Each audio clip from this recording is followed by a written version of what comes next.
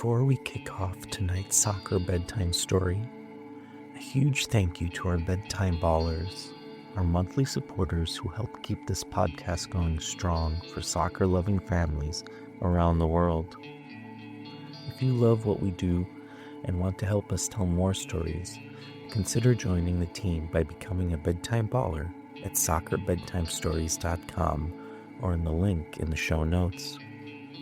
It's like buying us a warm stadium pretzel or a halftime hot dog. But instead of filling your belly, you're fueling stories, dreams, and magical soccer evenings. And don't forget to follow us on Instagram at MySoccerBedtime to catch exclusive content, bedtime shoutouts, and opportunities to chat with your soccer friends. All right, boots off, blankets on. It's time for tonight's story.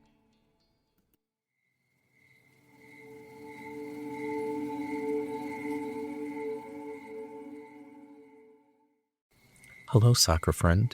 Before we begin, we want to send a special shout out to some of our amazing listeners: Ellis, Adele, Sophia, Ben, and Clarissa. Now, whether you're snuggled under blankets or listening with your family, we're so happy you're joining us tonight. As the night settles in and the stars begin to glow, it's time to leave behind the noise of the day and drift into a world where magic lives at your feet. Tonight's story begins not in a grand stadium, but in the narrow alleys of a small town in Brazil, where laundry flaps like tired flags and samba hums from windows. There, in the heat and dust, a quiet boy chased the ball like it was the only thing that understood him. Before the medals, before the roar of packed arenas, there was only him, a wall, and a dream. A dream that would carry him from the cracked courts of Brazil to the biggest stages in the world. Places where the grass is green and the crowds are loud.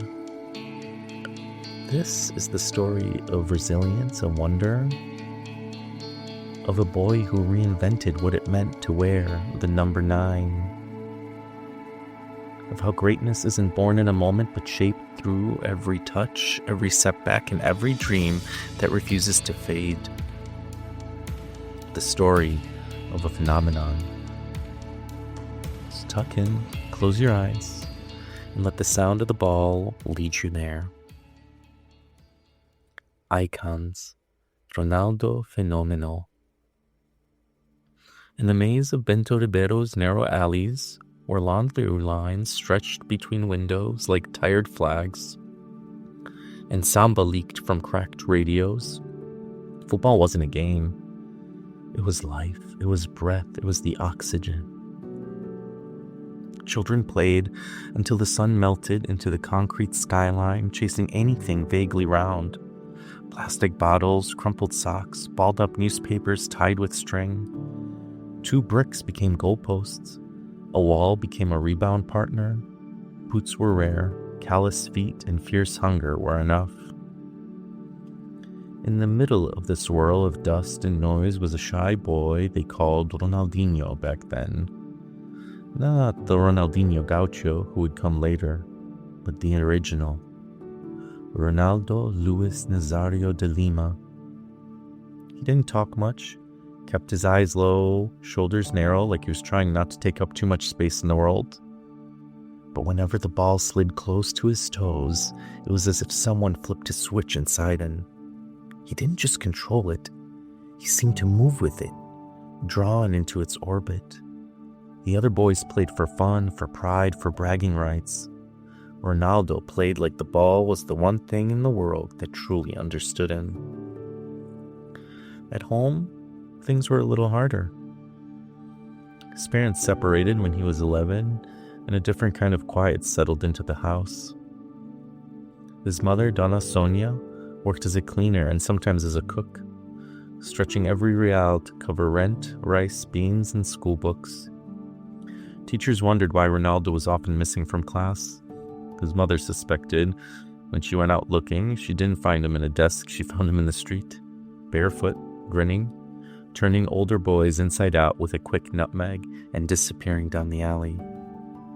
Where others saw school as a ladder towards a job, he saw it as a detour. His school was the streets. His uniform was a sweat-soaked t-shirt. His report card was the stunned faces of defenders who never even felt the ball slip between their legs. The streets slowly funneled him towards a more formal school, somewhere even sharper, more focused, futsal. Under the harsh glare of buzzing gym lights, the game shrank and sped up. Five-a-side played in a box so small that a single bad touch felt like a crime. The ball didn't bounce kindly on grass.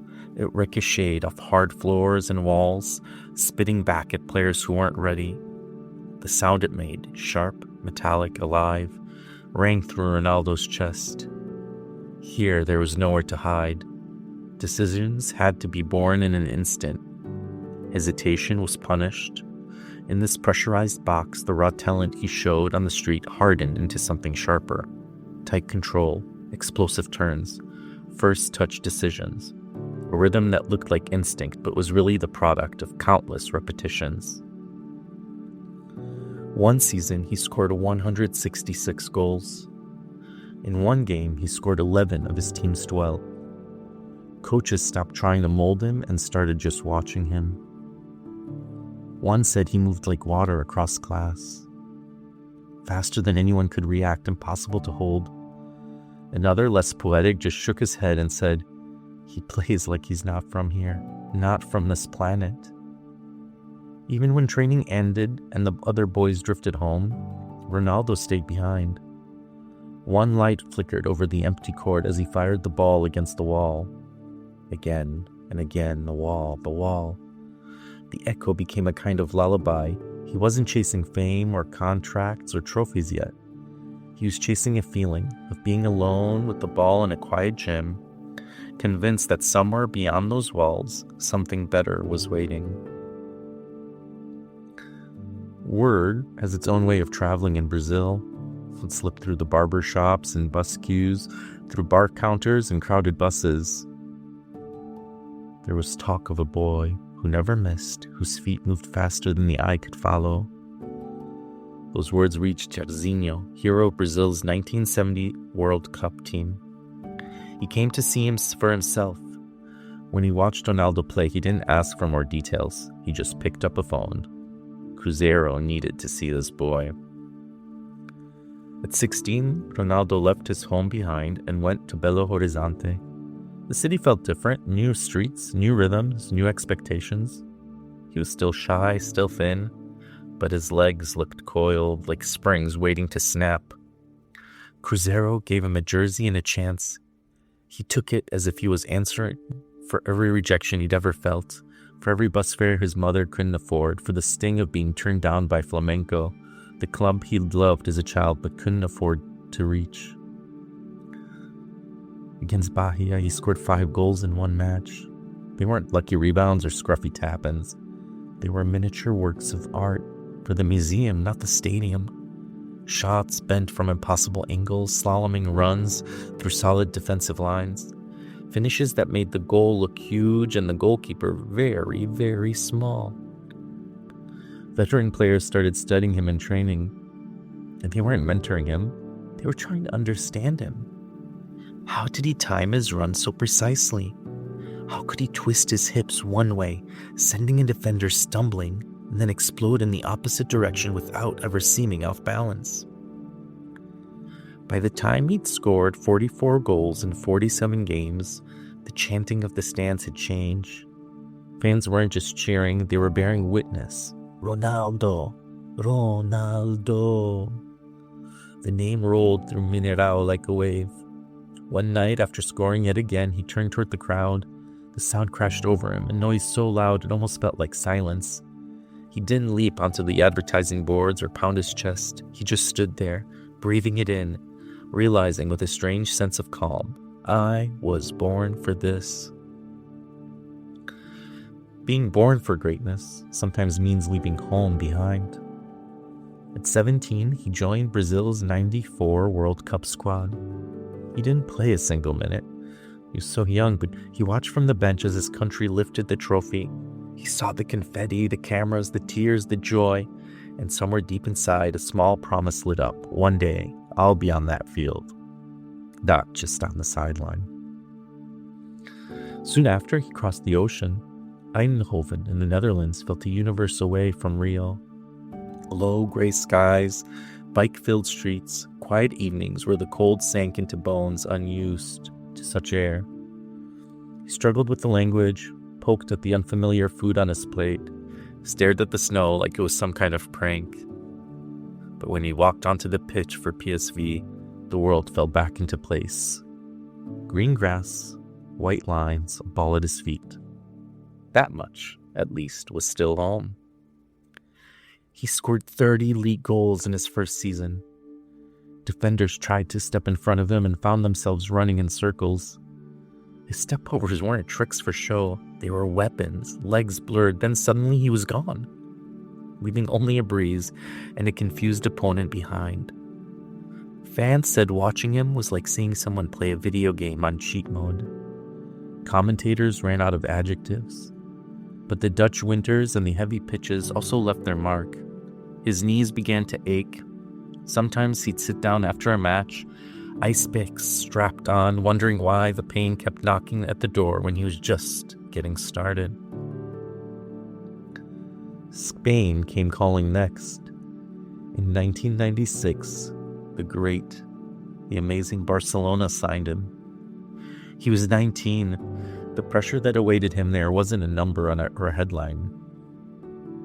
It was in the air. You breathed it, lived it, carried it onto the pitch, whether you wanted to or not. But Ronaldo didn't just survive under the weight. He thrived. In one glorious season, he scored 47 goals in 49 games. His solo goal against Compostela became something close to myth. He received the ball near the halfway line, shrugged off a cynical tackle, surged past 3 defenders, weaved through a 4th, and without panic slid the ball past the goalkeeper. On the sideline, Coach Bobby Robson grabbed his own head in disbelief. Later, people would say that in that moment, Robson looked like every fan in the world, helpless before the kind of football that didn't seem entirely human. At 20, Ronaldo was named FIFA World Player of the Year, the youngest to ever win it.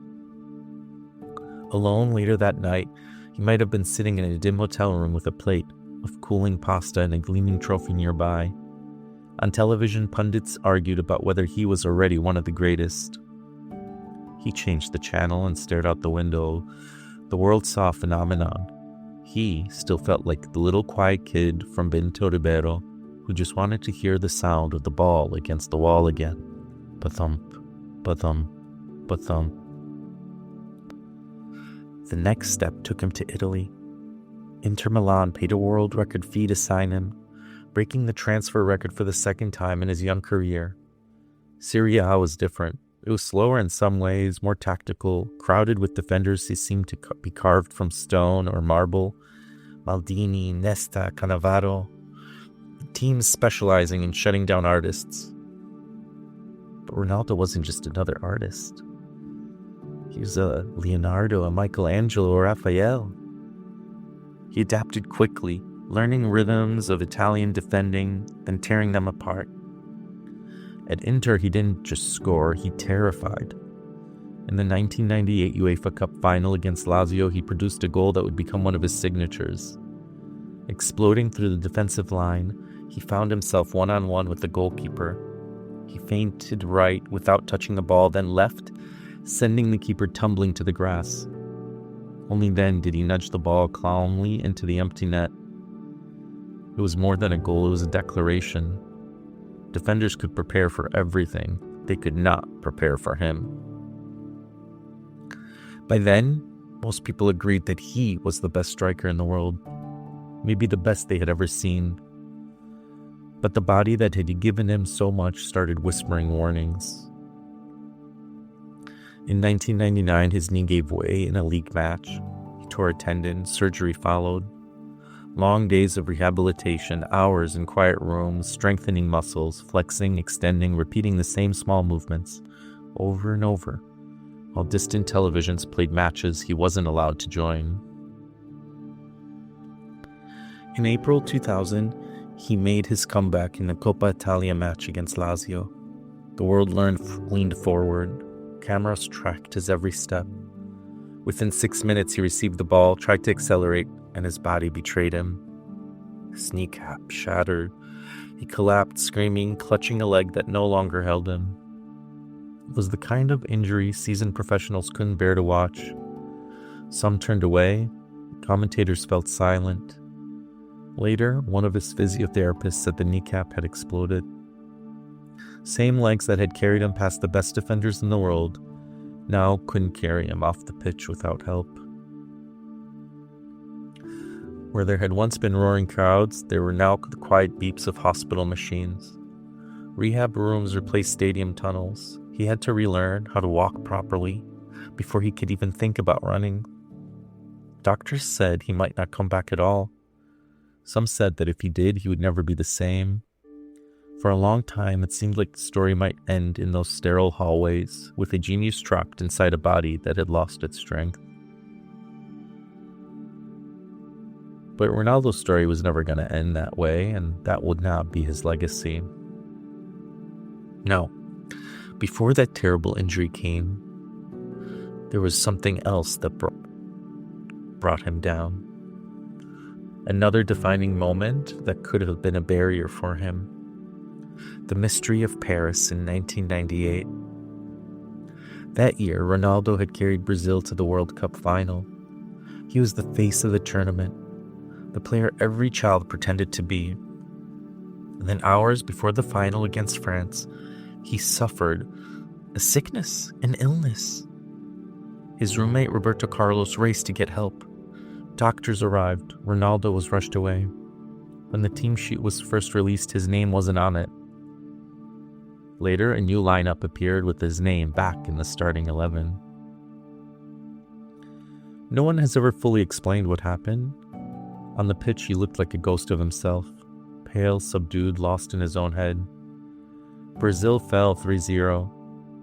After the match, there was no real answers, just silence and a cloud of rumors that lingered for years. Doctors were questioned, conspiracy theories bloomed. Ronaldo spoke little about that night, but when he did, he said something simple and haunting.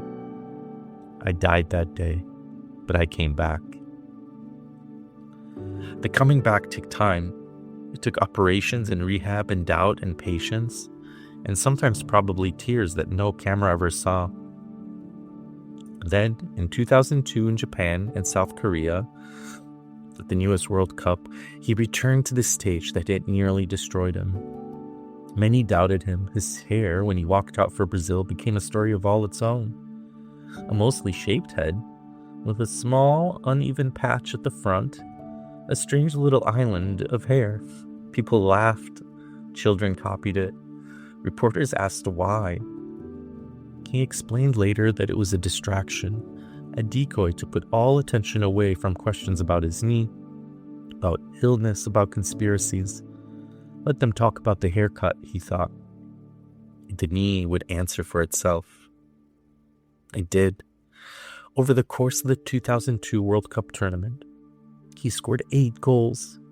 He used the same futsal toe pokes he'd learned as a boy in tight gyms to wrong-foot goalkeepers on the biggest stage. In the final against Germany, he scored twice. When the final whistle blew, the boy who had left the 1998 final in confusion and defeat now stood as the tournament's top scorer, a champion, a symbol of resilience. As he lifted the World Cup trophy, tears streaked down his face. They weren't just tears of joy. They were tears for everything it had taken to get back there. The surgeries, the lonely training sessions, the fear that he might never feel whole again. On that night, he didn't just win a title. He won his story back. After that, he went to Real Madrid into the era of the Galacticos. Ronaldo joined a constellation of stars: Zidane, Figo, Beckham, Carlos. He arrived, sent jersey sales soaring. On his debut, the anticipation inside the Bernabeu felt like a held breath. When he stepped onto the pitch as a substitute, fans rose to their feet. Within a minute, he scored. The stadium erupted, and you could almost see a wave of relief wash through the stands. Yes, he was still that player. Later, at Old Trafford in a Champions League quarterfinal, he scored a hat-trick so brilliant that Manchester United fans gave him a standing ovation as he left the pitch. It was one of those rare nights when tribal boundaries in football temporarily melted away and everyone in the stadium agreed that they had seen something extraordinary. But even as he kept scoring, the years and the injuries took their toll. He gained weight. He missed games. Some people mocked his body, forgetting or choosing not to remember what it had survived. He moved on to AC Milan, then finally back to Brazil with Corinthians, where he squeezed out a few more chapters of magic. There were still goals, still little flashes of the old velocity, still glimpses of the phenomenon. By 2011, his body was done. In an emotional press conference, he announced his retirement. His voice shook as he tried to explain. His mind still wanted to play, still saw passes and runs before they happened. But his legs could no longer obey. "My head wants to go on," he said, "but my body can't." He had lost to his body at last, but in almost every other way he had already won. Retirement didn't pull him away from football. Instead, he stepped into a different role. He became the owner and president of Real Valladolid in Spain. Later, he bought a controlling stake in Cruzeiro, the club that had launched him towards Europe. He wanted to give something back, to build structures and opportunities for players who might otherwise slip through the cracks. As the United Nations Development Program Goodwill Ambassador, he used his fame to support causes far away from the glamour of stadium lights. Modern strikers still live in his shadows. Messi grew up watching him. Ibrahimovic calls him the most complete forward ever. Strikers like Benzema, Aguero, and Lukaku talk about how he changed what it meant to be a number 9. Before Ronaldo, a center forward was often seen as a poacher, a finisher who lived mostly in the penalty box. Ronaldo dropped deep, dribbled past entire teams, sprinted like a winger, and finished like a sniper. He was strong enough to hold off defenders, fast enough to leave them behind, and calm enough to make them the hardest finish look like a training exercise. He didn't just wear the number 9. He reinvented it. Somewhere, maybe tonight, in a futsal court under buzzing lights in a Rio neighborhood, a boy is rolling the ball under his feet, trying to master the same quick toe poke, that same sudden feint. He darts between defenders, slips the ball into a tiny goal made of school bags, and looks up, breathing hard, eyes bright. Someone watching him from the doorway smiles and thinks without saying a word. Just like Ronaldo. So whether you're in New York, in Berlin, in Sydney, in Dublin, London, Tokyo, remember, friends, sleep well and dream big.